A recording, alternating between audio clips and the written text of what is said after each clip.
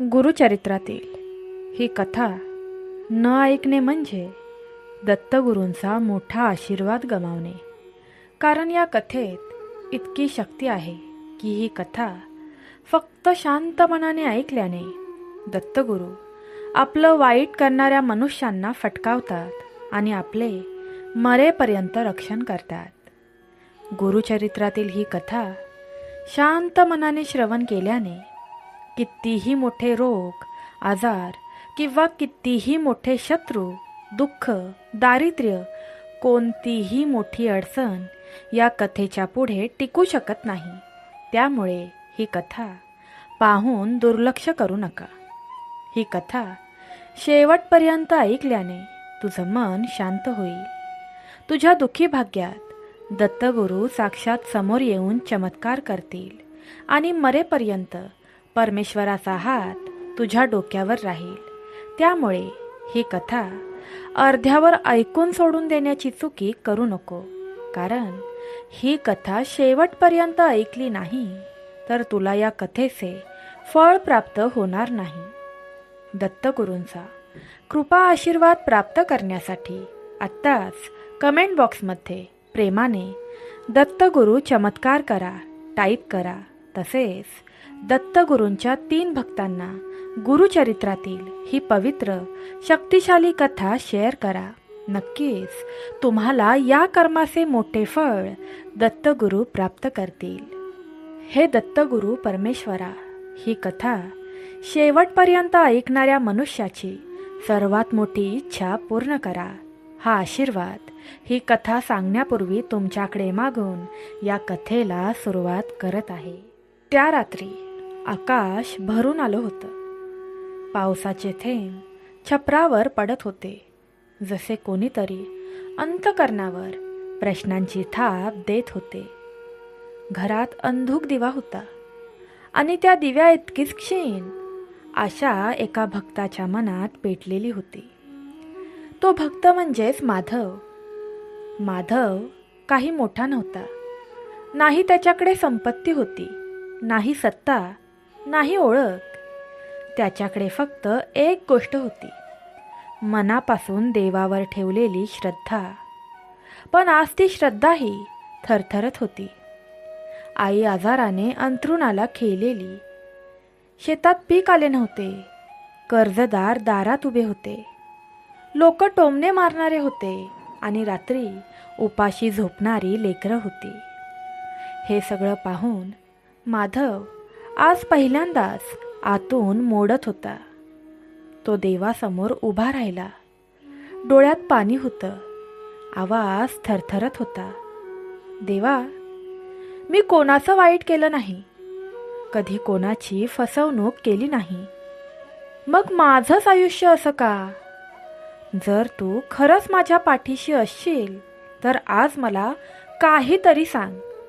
हे शब्द बोलताना त्याच्या डोळ्यातून अश्रू खाली ओघळले. ते अश्रू जमिनीवर पडले. पण त्या अश्रूंनी जमिनीपेक्षा जास्त त्याचं मन ओलावलं होतं. तेवढ्यात घराच्या कोपऱ्यात ठेवलेली एक जुनी पोथी नजरेत पडली. ती पोथी कुणी दिली होती, कधी दिली होती, माधवला आठवतही नव्हतं. त्याने ती उचलली. श्री गुरुचरित्र. त्या क्षणी जणू त्याच्या छातीत काहीतरी हललं. हात थरथरत होते. डोळे भरून आले होते.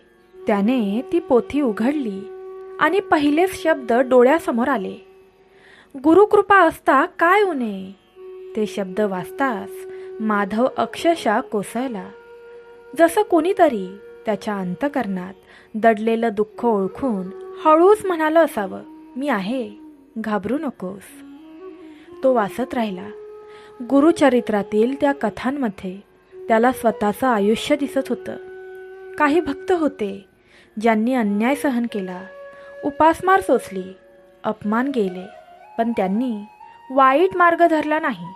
आणि काही जण होते ज्यांनी कपट केलं, फसवणूक केली, दृष्ट बुद्धी वापरली, करणीबाधा, वाईट मंत्र यांचा आधार घेतला. पण गुरुचरित्र स्पष्ट सांगत होतं, कर्म कधीही मरत नाही. ते वेळ घेतं, पण परत फिरून येतंच.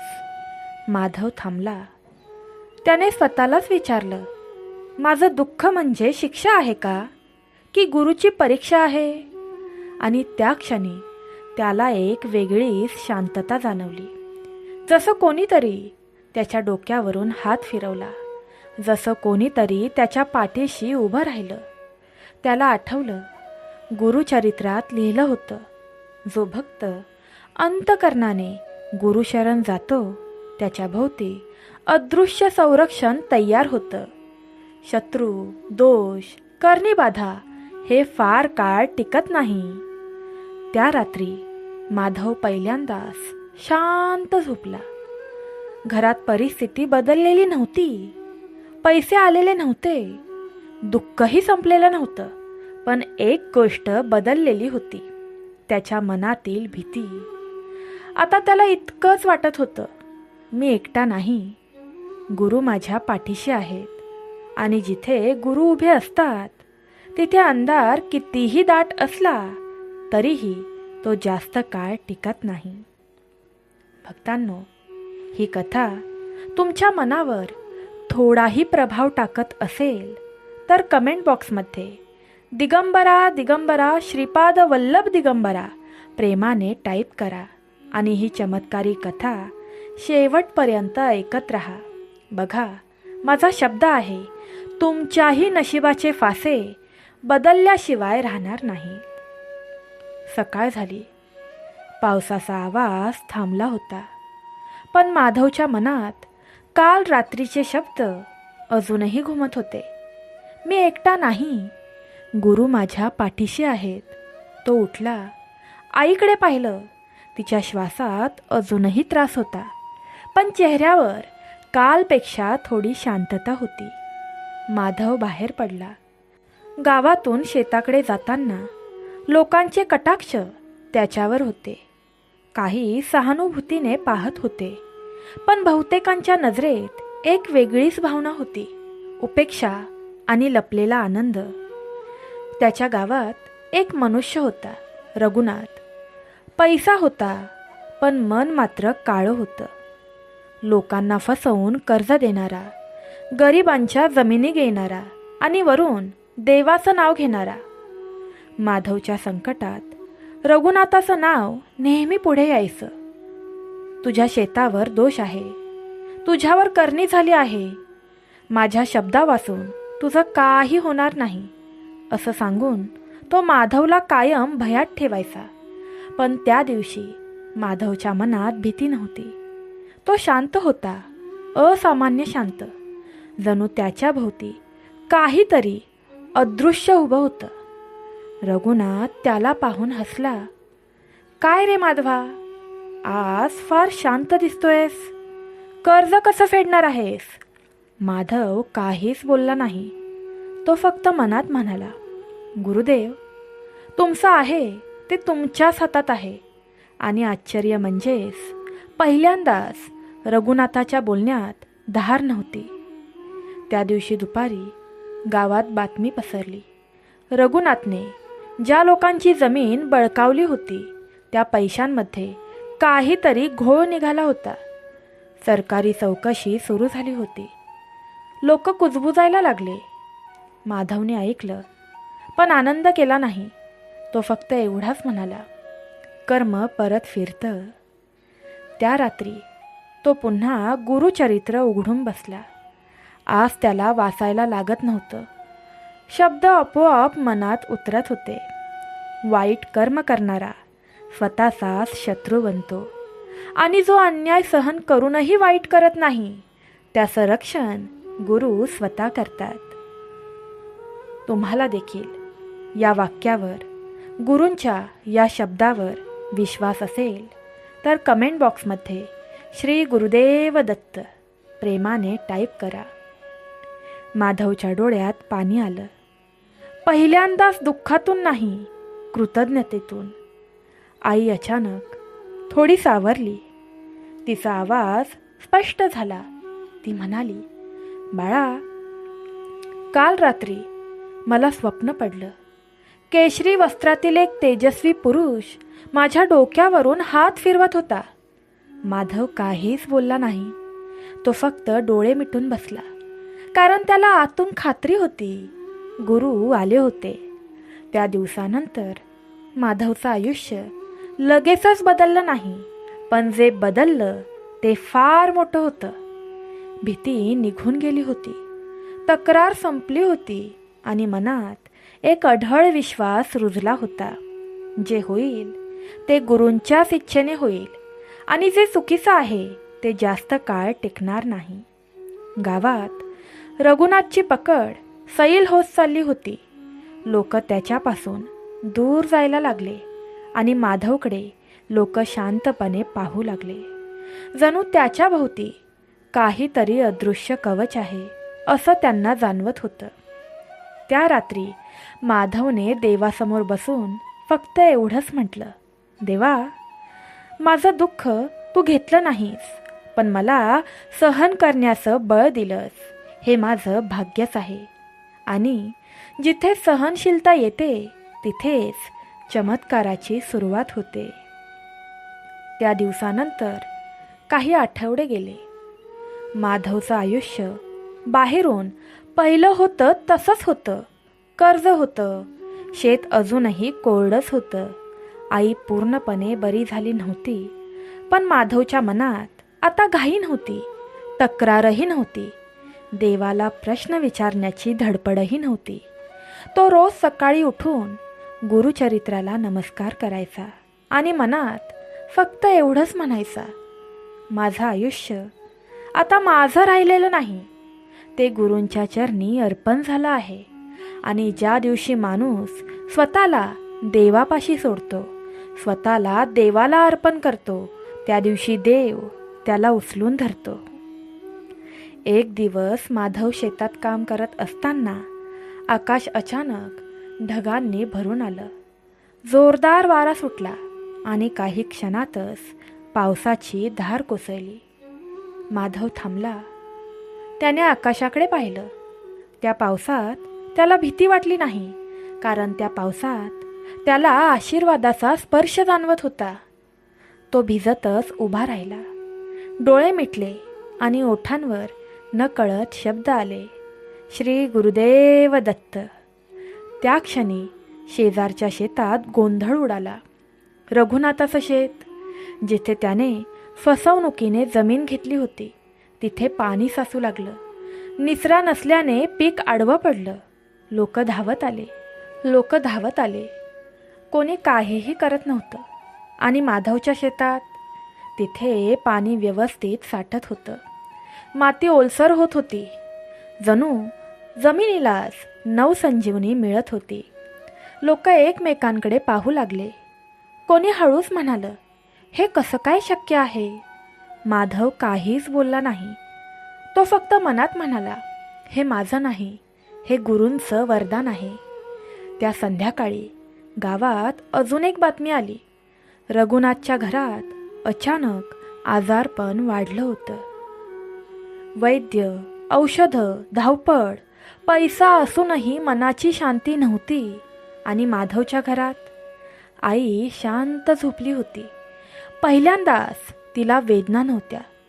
ती झोपेत पुटपुटत होती, दत्त दत्त दत्त. माधवच्या डोळ्यातून अश्रू ओघळले. तो देवासमोर बसला. आज त्याला काही मागायचं नव्हतं. तो फक्त एवढंच म्हणाला, हे भगवंता, हे गुरुदत्ता, मी योग्य आहे की नाही हे तूच ठरव. माझ्या हातून कधी वाईट कर्म होऊ देऊ नकोस. आणि गुरुचरित्रात लिहिलेलं आहे, जो भक्त स्वतःला गुरूंच्या इच्छेला अर्पण करतो, त्याच्या आयुष्यातील दोष, करणी, शत्रू आपोआप गळून पडतात. त्या रात्री माधवला एक स्वप्न पडलं. केशरी वस्त्रातील तेजस्वी मूर्ती, डोळ्यात अपार करुणा आणि आवाज अतिशय शांत. तू सहन केलंस म्हणून तुला हे पाहायला मिळालं. आता घाबरू नकोस, मी तुझ्या पाठीशी आहे. माधव दचकून जागा झाला. डोळ्यात अश्रू होते, पण मनात विलक्षण समाधान होतं. कारण आज त्याला खात्री झाली होती, वाईट कर्म करणारा जास्त काळ सुखात राहू शकत नाही. आणि जो अन्याय सहन करूनही गुरुशरण जातो, त्याच्यासाठी देव स्वतः उभा राहतो. ही फक्त सुरुवात होती. पुढे अजून परीक्षा येणार होत्या. पण आता माधव एकटा नव्हता. त्या स्वप्नानंतर माधव पूर्णपणे बदलला होता. तो बाहेरून तोच होता, पण आतून काहीतरी वेगळंच घडत होतं. आता तो संकटाला घाबरत नव्हता, तो ते स्वीकारत होता. कारण त्याला कळलं होतं, दुःख ही शिक्षा नसते, ते गुरुकृपेचं गुपित असतं. एक दिवस गावात मोठा गोंधळ उडाला. रघुनाथावर सरकारी कारवाई झाली होती. कर्जाची, जमिनीची, फसवणुकीची सगळी प्रकरणं उघड झाली होती. लोक ज्या माणसाला घाबरत होते, तोच आज लोकांच्या प्रश्नांसमोर उभा होता. गावकऱ्यांना एक साक्ष हवी होती आणि त्या साक्षीसाठी सगळ्यांच्या नजरा एकाच माणसाकडे वळल्या, माधव. माधव काही क्षण शांत उभा राहिला. त्याच्या मनात काल परवाचं स्वप्न चमकलं. मी तुझ्या पाठीशी आहे. तो पुढे गेला. त्याचा आवाज मोठा नव्हता, पण शब्द खरे होते. त्याने कोणावरही चिखलफेक केली नाही, कोणालाही दोष दिला नाही. तो फक्त एवढंच म्हणाला, मी जे भोगलं ते इतर कोणीही भोगू नये, आणि जे वाईट आहे ते कुणाच्याही हातून होऊ नये. त्या क्षणी गावात शांतता पसरली. लोकांच्या डोळ्यात पहिल्यांदाच भीती नव्हती, आशा होती. रघुनाथने खाली मान घातली. तो काहीच बोलू शकला नाही, कारण कर्म त्याच्यासमोर उभं होतं. त्या दिवसानंतर माधवच्या आयुष्यात हळूहळू बदल घडू लागले. शेतात पीक उभं राहिलं, मोठं नाही पण समाधान देणारं. आई पूर्ण बरी झाली नाही, पण तिच्या चेहऱ्यावर कायम स्मित राहू लागलं. ती नेहमी हसायची. ती म्हणायची, आपण श्रीमंत नाही झालो बाळा, पण देव आपल्याकडे पाहतोय, हेच फार आहे. माधव आता सर्वांना एकच गोष्ट सांगायचा, वाईट कर्माचं फळ लगेच मिळत नाही, पण ते चुकतही नाही. आणि चांगलं केलं की त्याचं फळ नक्कीच मिळतं, कधी शांततेच्या रूपात तर कधी समाधानाच्या. एक दिवस एक परका माणूस माधवकडे आला. तो म्हणाला, माझं आयुष्य तुटलं आहे, देव माझ्याशी बोलत नाही. माधव त्याला काहीही उपदेश करत नाही. त्याने फक्त गुरुचरित्र पुढे ठेवलं आणि म्हणाला, हे वास, उत्तर तुलाच सापडेल. त्या रात्री माधव एकटा बसला होता. आकाश स्वच्छ होतं, तारे चमकत होते. तो मनात म्हणाला, देवा, माझ्या दुःखातून जर कुणाला आधार मिळत असेल तर ते दुःखही मला प्रिय आहे. आणि गुरुचरित्रात लिहिलं आहे, जो भक्त स्वतःच्या दुःखाला अर्थ देतो तो इतरांच्या आयुष्यात आशीर्वाद बनतो. आता माधवचा मार्ग वेगळा होता. त्याचं आयुष्य लोकांसाठी कथा बनत होतं आणि कथा ऐकणाऱ्यांसाठी आशा. भक्तांनो, ही कथा तुम्हाला थोडी जरी आवडत असेल तर कमेंट बॉक्समध्ये प्रेमाने लिहा, स्वामी आई कृपा करा. तसेच आजची कथा लाईक करून शेवटपर्यंत माझ्यासोबत राहा. बघा, मरेपर्यंत दत्तगुरू महाराज तुमच्या कुटुंबावर संकट येऊ देणार नाही.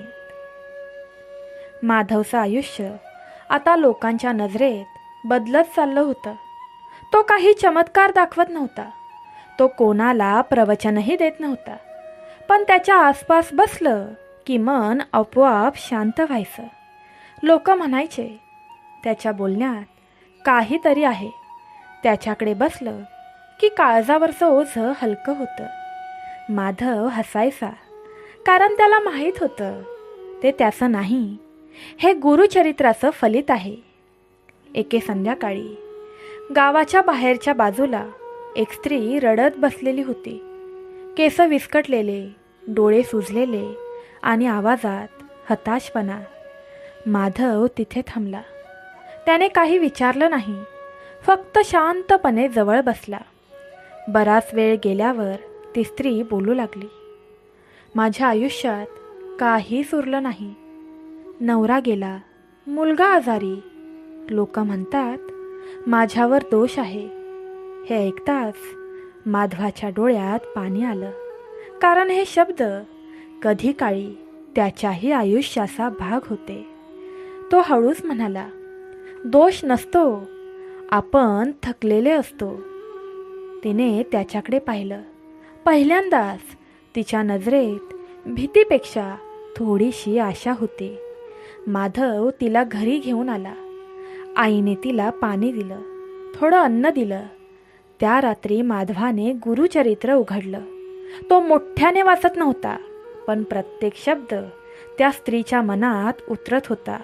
असं त्याचं मन होतं, जो भक्त संकटात असलेल्या माणसाला आपल्या घरात आसरा देतो. तो स्वतः गुरुसेवाच करतो. त्या रात्री त्या स्त्रीला शांत झोप लागली आणि पहाटे ती घाबरून उठली. तिच्या डोळ्यात आश्चर्य होतं. ती म्हणाली, मला स्वप्नात केशरी वस्त्रातील एक तेजस्वी पुरुष दिसले. ते म्हणाले, घाबरू नकोस, तुझं दुःख संपेल. माधवाने काहीच उत्तर दिलं नाही. तो फक्त डोळे मिटून शांत बसला, कारण त्याला माहीत होतं गुरु स्वतः बोलले आहेत. श्री गुरुदेव दत्त, श्री गुरुदेव दत्त, असंच तो म्हणत राहिला. त्या दिवसानंतर त्या स्त्रीच्या आयुष्यात हळूहळू बदल घडू लागले. मुलांची तब्येत सुधारू लागली, लोकांची भीती कमी झाली आणि माधवाच्या मनात एक नवी जाणीव जागी झाली. गुरुकृपा फक्त आपल्याला वाचवण्यासाठी नसते, ती आपल्यामार्फत इतरांपर्यंत पोचवण्यासाठी असते. म्हणून भक्तांनो, ही कथा तुम्हालाही आवडत असेल तर दत्तगुरू महाराजांच्या भक्तांना ही कथा आत्ताच शेअर करा. बघा, दत्त महाराज नक्कीच तुमच्यावर प्रसन्न होतील.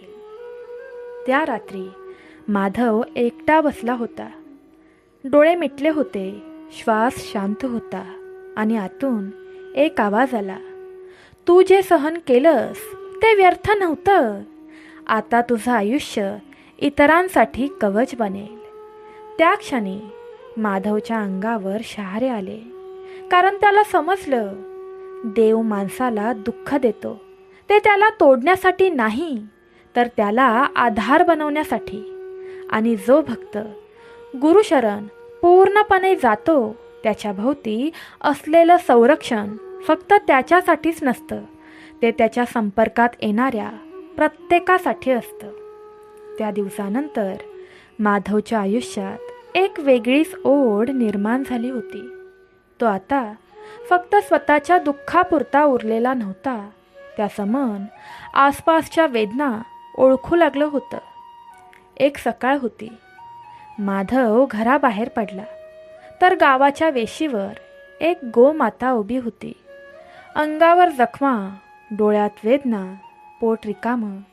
लोक येत होते, जात होते, कोणीही पाहत नव्हतं. माधव थांबला. त्याच्या मनात अचानक गुरुचरित्रातील एक वाक्य उमटलं, जो गोमातेची सेवा करतो तो माझ्या चरणी सेवा करतो. तो काही विचार न करता पुढे गेला. घरातून पाणी आणलं, थोडा सारा आणला आणि त्या गोमातेच्या मानेवरून हळूच हात फिरवला. त्या क्षणी त्या गोमातेने डोळे मिटले, जसं काही तिला वेदनेपेक्षा आशीर्वाद मिळाल्याची जाणीव झाली. माधवाच्या डोळ्यात पाणी आलं. तो म्हणाला, देवा, मी तुझं पूजन नाही केलं तरी चालेल, पण हे काम माझ्या हातून मी मरेपर्यंत घडू दे. त्या रात्री माधवाला पुन्हा स्वप्न पडलं. तेच तेजस्वी रूप, तेच शांत डोळे आणि आवाज अतिशय करून, माझी पूजा नाही केलीस तरीही चालेल, पण ज्यांना कोणी नाही त्यांची सेवा कर. ज्यांचं कुणी नाही त्यांना आधार दे, त्यातच मी आहे. माधव दचकून जागा झाला. हृदय भरून आलं. दुसऱ्या दिवशी गावात एक म्हातारे आजोबा रस्त्याच्या कडेला बसलेले दिसले. वय झालेलं, पाय थरथरत होते. कोणाचाच आधार नव्हता. माधवाने त्यांना हात दिला. घरी आणलं, आईजवळ बसवलं. आईने त्यांच्याकडे पाहून फक्त एवढंच म्हटलं, देव आपल्याकडे पाहतोय बाळा, नाहीतर अशी सेवा आपल्या हातून कशी घडली असती. त्या आजोबांच्या डोळ्यात अश्रू होते. ते म्हणाले, मला देव नाही भेटला आजपर्यंत, पण आज माणसाच्या रूपात देव दिसला. माधव काहीच बोलला नाही, कारण त्याला आतून जाणवत होतं, हा देव नाही, हा गुरूंचा हात आहे. त्या दिवसांमध्ये माधवने आणखी एक गोष्ट पाहिली. गावाच्या मंदिराजवळ एक कुत्रा होता. लोक हकलवून लावत होते, दगड मारत होते. माधव थांबला. त्याने त्याला अन्न दिलं, पाणी दिलं. तो कुत्रा शांत झाला. डोळ्यात कृतज्ञता होती. त्या माधवच्या मनात शब्द चमकले. दत्त महाराजांना प्राणी प्रिय आहेत, त्यांचे श्वान तर कुत्रा आहे. त्याच्या अंगावर शहारे आले. तो मनात म्हणाला, गुरुदेव, तुम्ही माझी परीक्षा घेत नाही आहात ना? नाही, तुम्ही तर मला तुमच्यापर्यंत येण्याचा मार्ग दाखवत आहात. त्या रात्री माधव गुरुचरित्र उघडून बसला. आज तो वाचत नव्हता, तो अनुभवत होता. माझी पूजा नाही केली तरीही चालेल, पण जो वृद्धांची, गोमातेची, मुक्या जीवाची सेवा करतो त्याच्यावर माझं संरक्षण कायम असतं. हे शब्द त्याच्या मनात कोरले गेले आणि त्या दिवसापासून माधवच्या आयुष्यात एक अदृश्य बदल घडू लागला. घरात अन्न कमी पडलं नाही. आईची तब्येत स्थिर राहिली. मनात जी भीती होती ती पूर्णपणे निघून गेली, कारण आता त्याला कळलं होतं, देव मंदिरात नाही शोधायचा, तो सेवेत सापडतो. आणि जो भक्त सेवेला धर्म मानतो त्याच्या कर्माचं चक्र हळूहळू पण निश्चितपणे बदलतं. ही कथा अजूनही संपलेली नाही. भक्तांनो, ही कथा तुम्हाला आवडत असेल तर टाईप करा, ही कथा आम्हाला आवडत आहे. पुढे असा प्रसंग येईल जिथे माधवच्या या सेवेमुळे त्याचं आयुष्य एका मोठ्या संकटातून वाचेल आणि तेव्हा प्रत्येक भक्ताला जाणवेल, आपण जे करतो तेच आपल्याकडे परत येतं. त्या दिवसानंतर माधवची सेवा वाढतच गेली. तो कुठे जाहीरपणे काहीच करत नव्हता, कुणालाही ज्ञान देत नव्हता, पण त्याच्या हातून जे घडत होतं ते कुणाच्या तरी आयुष्यात आधार देत होतं. गोमातेची सेवा रोजची झाली. कुत्रा आता मंदिराजवळ नाही तर माधवाच्या घरासमोरच झोपायचा आणि त्या आजोबांना तर आईसारखाच आधार मिळाला होता. लोक हे सर्व पाहत होते, पण अजूनही काहींच्या मनात शंका होती. हे सगळं करून काय मिळणार आहे? पूजा नाही, व्रत नाही, उपवास नाही, असं कुजबुजणारेही होते. माधव ऐकायचा, पण उत्तर देत नसे, कारण आता त्याला कळलं होतं, गुरु शब्दांची बाजू घेत नाहीत, ते कर्माची बाजू घेतात. एके दिवशी दुपारी गावावर अचानक मोठं संकट आलं.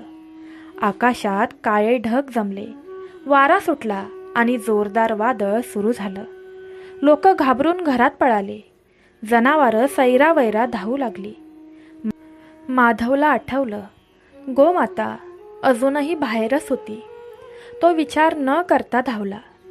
पावसाचे तडाखे, वाऱ्याचे झोत, पण तो थांबला नाही. त्याने गोमातेला धरून एका जुन्या गोठ्यात नेलं. तेवढ्यात एक झाड कोसळलं. ज्या ठिकाणी गोमाता आधी उभी होती तिथेच. लोक हादरली. थोडासा उशीर झाला असता तर? माधव थरथरत उभा होता. त्या क्षणी त्याला आतून एक आवाज जाणवला, तू माझी सेवा केली नाहीस, पण माझ्या प्रिय जीवाची केलीस, म्हणून मी तुझ्या पुढे उभा राहिलो. त्याच रात्री वादळाने गावात बरीच घरं नुकसान झाली, पण माधवचं घर जसंच्या तसं होतं. लोक पाहायला आले. कोणी काहीही बोलत नव्हतं. त्या कुत्र्याने त्या रात्री माधवच्या घराबाहेर फेऱ्या मारल्या. तो भुंकत होता, जणू पहाराच देत होता. आईने ते पाहिलं आणि डोळे मिटून म्हणाली, हे परमेश्वरा, हे दत्ता, आज तू घराबाहेर उभा राहिलास. माधवचं हृदय भरून आलं. त्याला आठवलं गुरुचरित्रात वाचलेले शब्द, जो भक्त मुक्या जीवासाठी स्वतःला संकटात टाकतो त्याच्या भोवती मी स्वतः संरक्षण कवच तयार करतो. पुढच्या दिवशी रघुनाथ पुन्हा समोर आला. तो आता तोच माणूस नव्हता. चेहरा उतरलेला, आवाज थरथरणारा. तो माधवसमोर उभा राहिला आणि अचानक हात जोडले. माझं सगळं गेलं, आजार, अपमान, भीती, मला माफ कर. माधव गप्प राहिला. थोड्या वेळाने तो म्हणाला, मी तुला माफ करणार नाही, कारण मी तुझ्यावर रागच धरला नाही. कर्माने तुला जे दिलं ते त्याच्याकडेच ठेव. रघुनाथ रडू लागला, कारण त्याला समजलं होतं ही शिक्षा माधवाची नव्हती, ही न्यायाची होती. त्या संध्याकाळी माधव एकटा बसला होता. डोळे मिटलेले होते, मन शांत होतं आणि त्याला जाणवलं वाईट कर्म कितीही लपवली तरीही ती वेळ आल्यावर उघडी पडतात आणि चांगली सेवा कधीही वाया जात नाही. ती उशीर का होईना पण संरक्षण बनून परत येते. आता माधवच्या मनात एकच प्रार्थना उरली होती, हे परमेश्वरा, हे दत्तगुरु महाराजा, माझ्या हातून चांगलं घडत राहू दे. उरलेलं तू पाहशील. आणि गुरु सर्व पाहत होते. ही कथा अजूनही संपत नाही. पुढे असा क्षण येईल जिथे माधवचं आयुष्य पूर्णपणे एका वेगळ्याच वळणावर जाईल आणि तेव्हा प्रत्येक भक्ताच्या मनात एकच जाणीव ठसठसेल, देव आपल्या डोक्यावर हात ठेवूनच आपली परीक्षा घेत असतो. वादळानंतर गाव बदललं होतं. झाडं पडलेली, घरं मोडलेली आणि माणसांच्या मनात भीती. पण माधवाच्या घराभोवती जणू एक अदृश्य वर्तुळ होतं. लोक ते पाहत होते आणि न बोलता समजून घेत होते. त्या दिवसानंतर गावातील लोक हळूहळू माधवकडे येऊ लागले. कोणी आजारी आईसाठी, कोणी कर्जाच्या ओझ्यासाठी, कोणी मुलांच्या भविष्याकरता. माधव काहीच मंत्र देत नव्हता. तो कुठले उपायही सांगत नव्हता. तो फक्त ऐकून घेत होता आणि शेवटी फक्त एवढंच म्हणत होता, देवाला शोधू नका, सेवा करा, उत्तर आपोआप सापडेल. एक दिवस गावातील एक तरुण रडत रडत आला. मी खूप चुकीचं केलं आहे, देव मला माफ करेल का? माधवने त्याच्याकडे पाहिलं. त्याच्या नजरेत दोष नव्हता, दया होती. तो म्हणाला, देव माफी देतो का नाही हे मला माहीत नाही, पण कर्म सुधारण्याची संधी तो नक्की देतो. त्याने त्या तरुणाला गोठ्यात नेलं. या गोमातेची सेवा कर, तिच्या डोळ्यात बघ, तिथे प्रश्न नाहीत, फक्त स्वीकार आहे. तो तरुण रडू लागला, कारण त्या शांत डोळ्यात त्याला स्वतःचं उत्तर सापडलं होतं. त्या रात्री माधव एकटा बसला होता. त्याची आई झोपली होती. कुत्रा दारात पहारा देत होता आणि गोमाता गोठ्यात शांत बसली होती. माधवने डोळे मिटले आणि आतून आवाज आला, तू मला मंदिरात शोधलं नाहीस, म्हणूनच तू मला सापडलास. त्याच्या अंगावर शहारे आले. त्याला जाणवलं, आपण काही मोठं करत नाही, आपण फक्त योग्य ठिकाणी उभे आहोत. पुढच्या काही दिवसात माधवच्या शेतात पिकं बहरली. लोक आश्चर्याने पाहत होते. ते म्हणत होते, हा चमत्कार आहे. पण माधव मनात म्हणायचा, हा चमत्कार नाही, हे कर्माचं फळ आहे. आईने एक दिवस हळूच विचारलं, बाळा, आपण कधी दत्तगुरूंची मोठी पूजा करणार? माधव हसला, म्हणाला, आई, आपण रोज पूजा करतोय.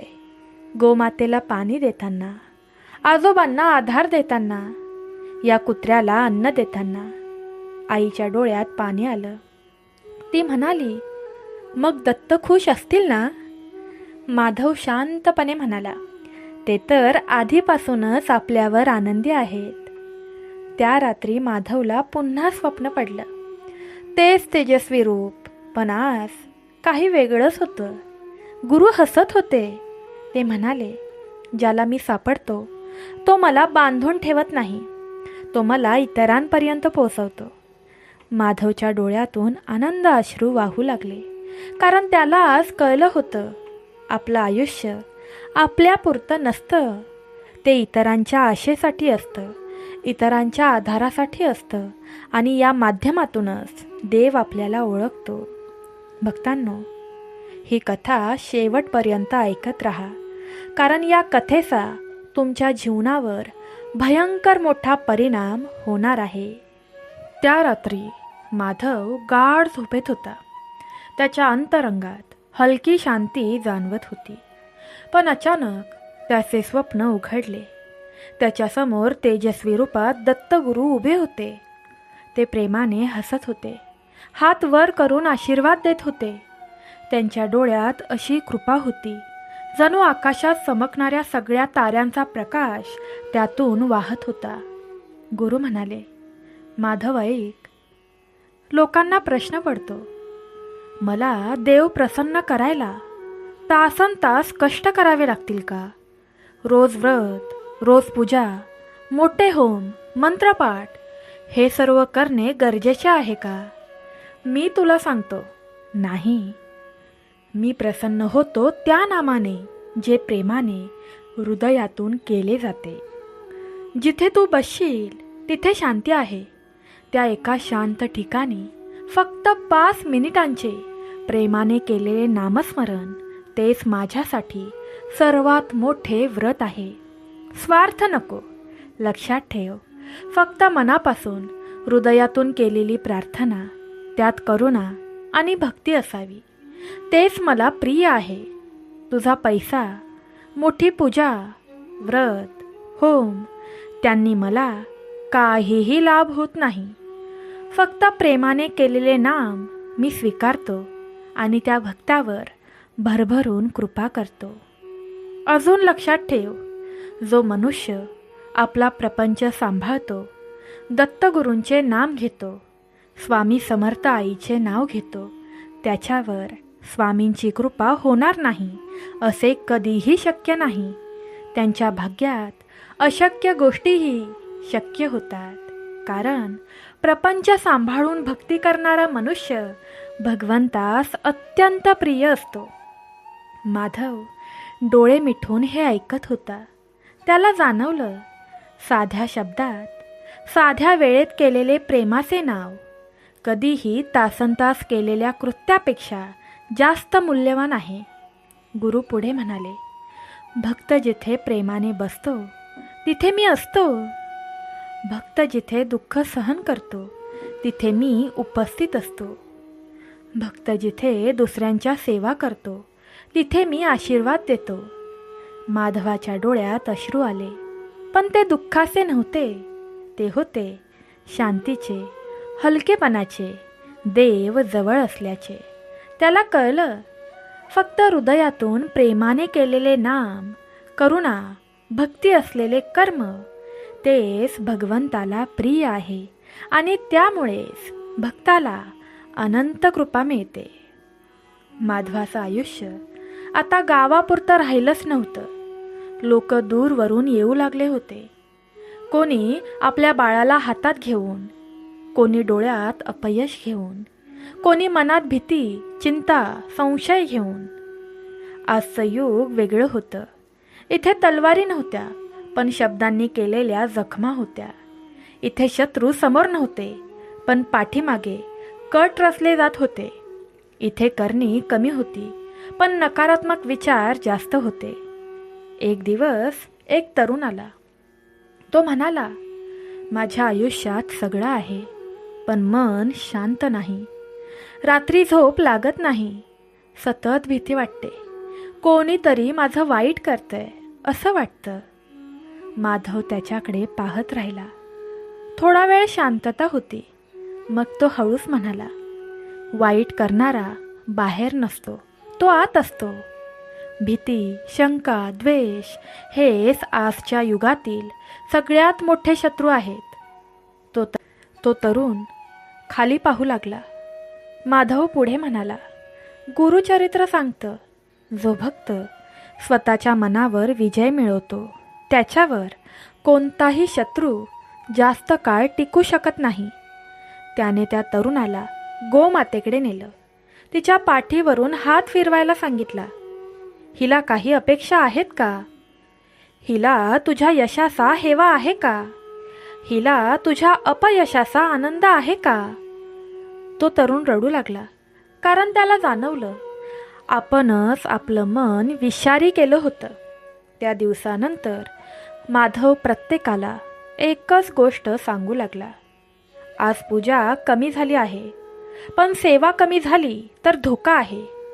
तो म्हणायचा, दत्तगुरू सांगतात, माझ्या फोटोसमोर, माझ्या मूर्तीसमोर दिवा नाही लावला तरीही चालेल, पण घरातल्या वृद्धाला तू ओझा आहेस असं वाटून दिलं तर माझी कृपा दूर जाईल.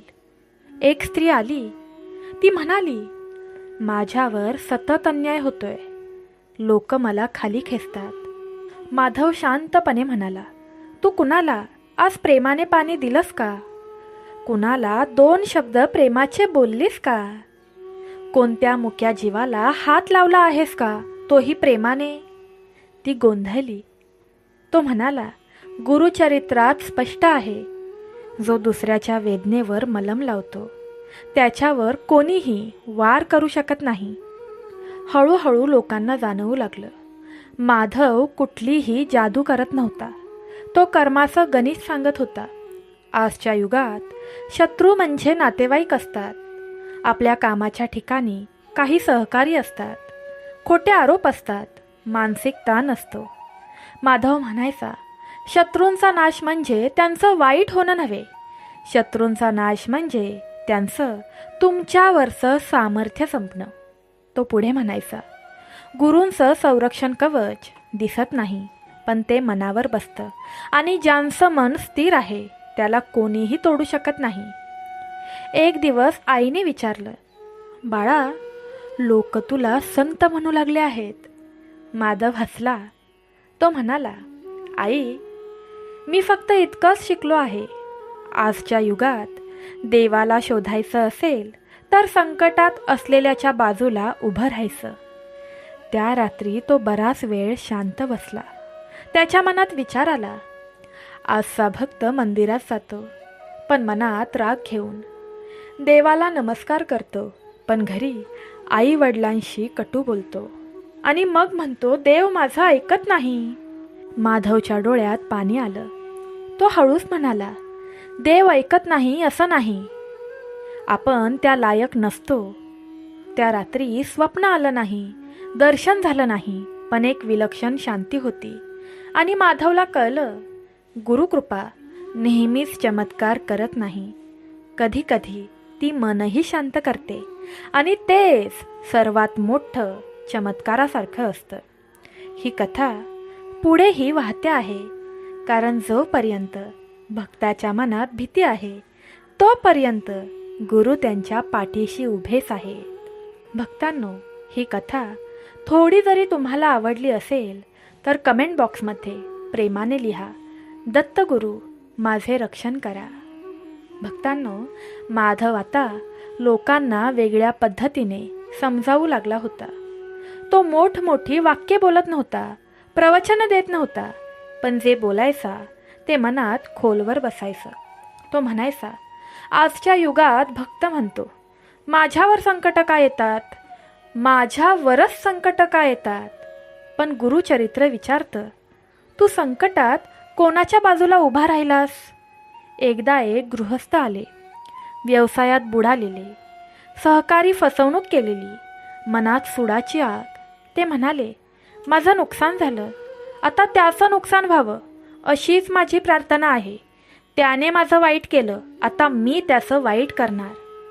माधव हे सर्व ऐकून शांत राहिला आणि मग थोड्या वेळाने म्हणाला, तू सूड मागितलास म्हणजे तू अजूनही त्यांच्या कर्माच्या ओझ्यात अडकलेला आहेस. तो गृहस्थ गोंधळला. माधव पुढे म्हणाला, गुरुचरित्र सांगतं, जो दुसऱ्यांचं कर्म आपल्या मनावर घेतो तो स्वतःचं कर्म विसरतो. त्याने त्या गृहस्थाला मंदिराच्या पाठीमागच्या बाजूला नेलं. तिथे एक म्हातारी गोमाता एकटी उभी होती. हिला पाणी दे आणि मनात कोणाचाही राग न ठेवता फक्त एवढं म्हण, माझ्या हातून चांगलं घडो. त्या गृहस्थाचे डोळे भरून आले, कारण त्या शांत क्षणी त्याच्या मनातील आग थंड झाली होती. माधव म्हणाला, सोडला की देव हातात हात घेतो. आजच्या युगात लोक म्हणतात, माझ्यावर इतरांची वाईट नजर आहे. माधव हसून म्हणायचा, वाईट नजर बाहेर नसते, ती मनात असते. तो सांगायचा, गुरुचरित्रात आहे, जो भक्त रोज एका तरी मुक्या जीवाचं दुःख हलकं करतो, त्याच्यावर कोणतीही वाईट शक्ती टिकू शकत नाही. एकदा एक तरुणी आली. आपल्या कामाच्या ठिकाणी अपमान, घरात अवहेलना, मनात आत्मविश्वास शून्य झालेला. ती म्हणाली, मला वाटतं मी कुठेच उपयोगाची नाही. माधव शांतपणे म्हणाला, तू स्वतःहून कुणाला उपयोगी पडलीस का? ती गप्प झाली. माधव म्हणाला, गुरूंची कृपा स्वतःला सिद्ध करण्यात नाही, ती दुसऱ्याला आधार देण्यात आहे. त्याने तिला आईजवळ बसायला सांगितलं. तिच्या पायाला हात लावायला सांगितला. ती रडू लागली, कारण तिथे तिला स्वतःचा हरवलेला आत्मविश्वास मिळाला. माधव आता लोकांना एकच गोष्ट सतत सांगत होता, आज संकट बाहेर नाहीत, ती मनात आहेत आणि मन शांत केलं की अर्ध संकट संपून जातं. तो म्हणायचा, दत्तगुरू म्हणतात, माझी सेवा नाही केली तरीही चालेल, पण ज्या हाताला कोणीही नाही त्याचा हात धर. एक दिवस एक माणूस म्हणाला, तुम्ही कोणते मंत्र सांगता? माधव हसला. तो म्हणाला, सेवा हा मंत्र आहे, करुणा हा जप आहे आणि सहनशीलता हीच गुरुदक्षिणा आहे. त्या रात्री माधव बराच वेळ शांत बसून होता. त्याला जाणवलं, आजचा भक्त देवाकडून फक्त चमत्कार मागतो, पण देव त्याला माणूस बनवू पाहतो आणि जो माणूस बनतो तोच देवाच्या सर्वात जवळ जातो. बाळा, ही कथा अजूनही पुढे वाहणार आहे, कारण आजही अनेक मनं घाबरलेली आहेत आणि गुरु अजूनही त्या मनांच्या पाठीशी उभे आहेत. त्या दिवसानंतर माधवच्या आसपास एक वेगळाच शांततेचा वलय निर्माण झाला होता. तो काही चमत्कार दाखवत नव्हता, तो लोकांना माणूस बनवत होता. एक वृद्ध गृहस्थ आले. हात थरथरत होते, डोळ्यात अपमानाचं दुःख. ते म्हणाले, माझेच मूल माझ्याशी बोलत नाही, घरात असूनही मी एकटा आहे. माधव त्यांच्या जवळ बसला. कोणताही प्रश्न नाही, कोणतंही प्रवचन नाही, फक्त म्हणाला, तुम्ही अजूनही आशीर्वाद देऊ शकता का? वृद्ध गोंधळले. ज्यांच्याकडे देण्यासारखं काहीच उरलेलं नाही तेच खरे श्रीमंत असतात. माधव पुढे म्हणाला, गुरुचरित्र सांगतं, ज्याच्या मनात कडवटपणा नसतो त्याच्यावर देवाचं संरक्षण कवच आपोआप चढतं. त्याने त्या वृद्धांना सांगितलं, उद्या सकाळी गाईच्या गळ्यात हात घाला, प्रेमाने तिच्यावरून हात फिरवा, कुत्र्याच्या डोक्यावरून प्रेमाने हात फिरवा आणि मनात म्हणा, ज्याने मला विसरलं त्यालाही सुख मिळो. वृद्धांच्या डोळ्यात अश्रू वाहू लागले. काही दिवसांनी ते पुन्हा आले. यावेळी त्यांचा आवाज थरथरत कापत नव्हता. ते म्हणाले, माझ्या मुलानं मला स्वतःहून हाक मारली, विनाकारण नाही, फक्त विचारायला. माधव डोळे मिटून म्हणाला, कर्म फिरून येतं, पण प्रेमाचं फळ लवकर लागतं. आजच्या युगात लोक म्हणतात, आम्ही चांगले आहोत तरी आमच्यावर दुःख का येतं? माधव शांतपणे सांगतो, सांगुलपणा दाखवण्यात नसतो, तो टिकवण्यात असतो. तो गुरुचरित्रातील एक गूढ सत्य सांगायचा, देव तुमची परीक्षा घेत नाही, तो तुमची तयारी पाहतो. एका तरुणीने विचारलं, मी खूप प्रयत्न केले तरी माझं नशीब का बदलत नाही? माधव म्हणाला, तू कर्म बदलतेस पण दृष्टिकोन नाही. तो पुढे म्हणाला, आजपासून तू जे सहन करतेस त्याला शाप न देता प्रार्थना समज, कारण सहन केलेलं दुःख एक दिवस आशीर्वाद बनून तुझ्या दारात उभं राहतं. त्या शब्दांनी ती आतून हलली. आजही दत्तगुरू कुठल्या मंदिरात बसलेले नाहीत. ते बसले आहेत भुकेल्या जीवाजवळ, एकट्या वृद्धाजवळ, डोळ्यात पाणी असलेल्या त्या प्रत्येकाजवळ जो तक्रार न करता जगतोय. माधव शेवटी इतकंच म्हणायचा, जो भक्त आज कोणासाठी आधार बनतो त्याला उद्या कधीच आधाराशिवाय ठेवलं जात नाही. ही कथा अजूनही वाहते, कारण आजही कोणाचं तरी मन कोलमडलेलं आहे, कोणाचं धैर्य संपलेलं आहे आणि तोपर्यंत दत्तगुरूंची करुणा या कथेतून हळूहळू वाहत राहणार आहे. भक्तांनो, ही कथा तुम्हाला खरंच आवडत असेल तर कमेंट बॉक्समध्ये राधे राधे प्रेमाने टाईप करा. हा फक्त नामजप नाही, हा तुम्हाला प्राप्त झालेला आशीर्वाद आहे. माधव आता फारसं बोलत नव्हता. त्याचं मौनच लोकांशी बोलू लागलं होतं. एक दिवस एक तरुण जोडपं आलं. डोळ्यात थकवा, मनात प्रश्नांची गर्दी. ते म्हणाले, सगळं करून पाहिलं, नवस, उपवास, जप, पण आमचं दुःख काही केल्यास संपत नाही. माधव थोडा वेळ शांत राहिला. मग हळूच म्हणाला, गुरुचरित्र सांगतं, देव उशीर करत नाही, तो योग्य वेळ निवडतो. तो पुढे म्हणाला, आज तुम्ही जे भोगताय ती शिक्षा नाही, ती शुद्धी आहे. तुम्ही एकमेकांवर दोष टाकणं थांबवा. आज कोणासाठी तरी एकत्र सेवा सुरू करा. दर आठवड्याला एखाद्या वृद्धाला भेटा. एखाद्या मुक्या जीवासाठी थोडं अन्न ठेवा. दत्तगुरूंना तुमचा त्रास नको, तुमचं परिवर्तन हवं आहे. त्या दोघांच्या डोळ्यात पहिल्यांदाच अपराध भाव आला आणि लगेच शांतीही. काही आठवड्यांनी ते परत आले. यावेळी त्यांच्या चेहऱ्यावर हलकीशी हास्यरेषा होती. ते म्हणाले, परिस्थिती बदललेली नाही, पण आम्ही आता एकमेकांचे शत्रूही नाही. माधव म्हणाला, हेच गुरुचरित्राचं गुपित आहे. जग बदलायच्या आधी मन बदलतं. तो आता सगळ्यांना एकच गोष्ट सांगत होता, जो भक्त आज रडत असूनही कोणाला हसवतो, त्याच्यावर देव स्वतः पहारा देतो.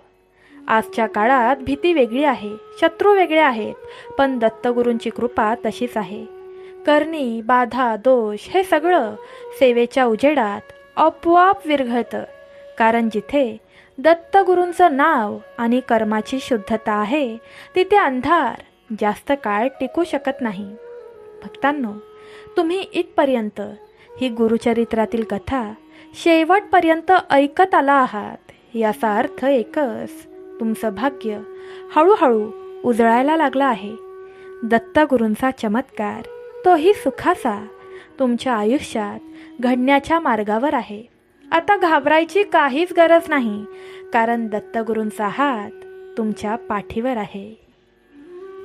प्रिय भक्तांनो, गुरुचरित्र आपल्याला शिकवते की भक्तीची खरी शक्ती मोठ्या पूजा, व्रत किंवा होमामध्ये नसते. ती मनापासून प्रेमाने केलेल्या नामस्मरणातही असते. मग ते 2 मिनिटांचे किंवा एकदा प्रेमाने केलेले नामस्मरण का असो, दत्त महाराज प्रसन्न होतातच. प्रत्येक छोटे पण प्रेमाने केलेले कर्म भक्ताच्या जीवनात देवाचे आशीर्वाद घेऊन येतात. स्वार्थ न ठेवता केलेले नामस्मरण आणि प्रार्थना देवाला सर्वात प्रिय असते. जे भक्त आपला प्रपंच सांभाळून भक्ती करतात, त्यांच्यावर भगवंताची शक्ती आणि कृपा सतत राहते.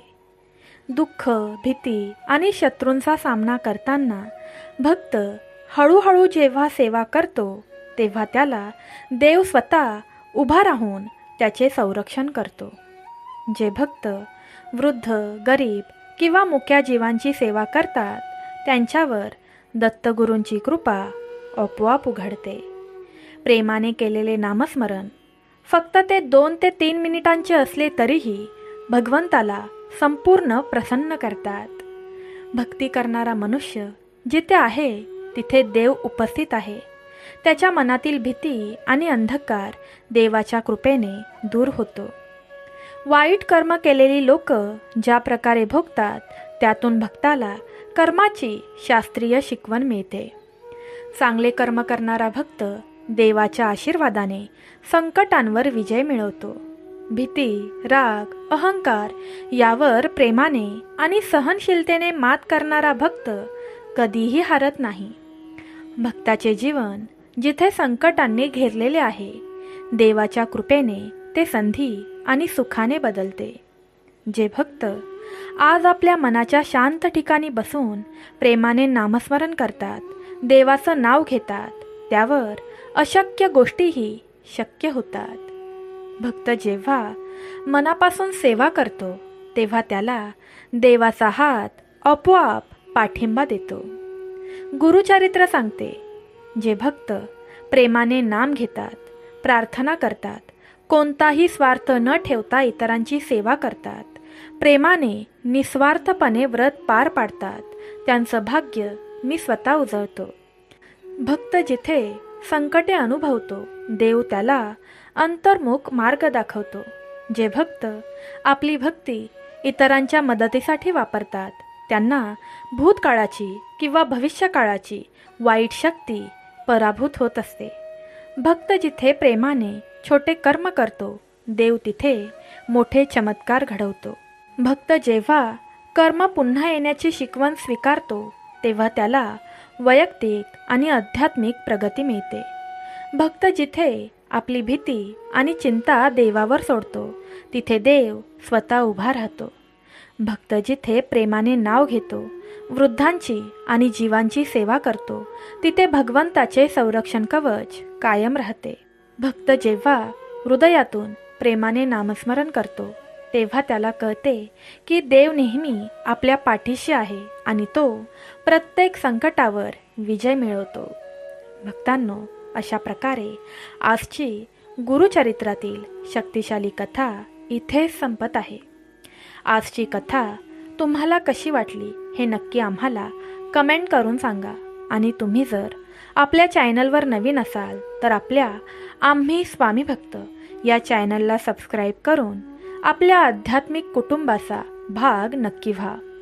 आजची कथा आवडली असेल तर कमेंट बॉक्समध्ये दत्तगुरूंचा, स्वामी समर्थ आईचा जयघोष करायला विसरू नका. मी आजच्या दिवशी दत्तगुरू महाराजांकडे आणि स्वामी समर्थ आईकडे मनापासून प्रार्थना करते. हे परमेश्वरा, ही कथा ऐकणाऱ्या सर्व भक्तांच्या इच्छा पूर्ण करा. त्यांच्या भाग्यातील सर्व संकटे, दारिद्र्य, साडेसाती वाऱ्यासारखे दूर पळून जाऊ देत. हीच तुमच्या चरणी विनम्र प्रार्थना. भेटूया पुन्हा एका नवीन कथेमध्ये. तोपर्यंत सर्वांनी तुमची काळजी घ्या. श्री गुरुदेव दत्त. श्री स्वामी समर्थ. राधे राधे.